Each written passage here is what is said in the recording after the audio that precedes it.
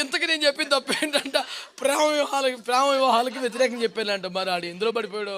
నా మీద బీపీ కారణం ఏంటంటే ఫస్ట్ రోజు కూడా చేస్తాడు అనుకో, ఫస్ట్లో బీపీ మాత్రం ప్రేమ వివాహాలకి వ్యతిరేకంగా చెప్పాడు. ఆడి సిద్ధాంతం ఏంటంటే బైబిల్ అంతా ప్రేమే కదా, నేను కూడా ప్రేమలో పడవచ్చని సువార్త చెప్పి ప్రసవ వేదన పడి 4 ఆత్మలు కట్టి ఒక సంఘాన్ని కట్టి తిప్పలు తెలుస్తుంది. చర్చకు చూడాలి, ఒక్కొక్కరు దాన్ని ప్రేమించుకొని వీళ్ళు ఒక్కొక్క లంకాలు తిరిగి వాళ్ళందరూ వచ్చి ఆచారం బల్లో పాలు పొందితే నొప్పి తెలుస్తుంది. అడిగి 90 రూపాయలు చైనా ఫోను వాగుతగ్గ నొప్పి ఉంటుంది. పంపకెళ్ళరా తిన్నగానే పొలంలో సిద్ధపరచు, అక్కడ తెలుస్తుంది నీకు. ఆ పొలంలో తిప్పలు పడ్డందుకే ఆదాము గారికి ఎక్కిలేసిన భాగస్వామి, పొలంలో ప్రార్థన చేస్తూ కట్టినందుకే ఇస్సాకుకి అద్భుతమైన భాగస్వామి, పొలంలో తిప్పలు పడ్డందుకే రూతమ్మకి ఎక్కిలేసిన యజమాని. ముందు పొలంలో ఎడితే మన సెట్ అవుతుంది లైఫ్.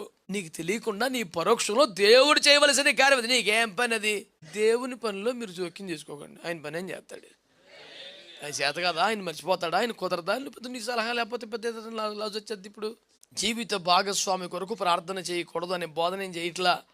ఇక ఆ పని మీద ఉండొద్దని చెప్తున్నాను.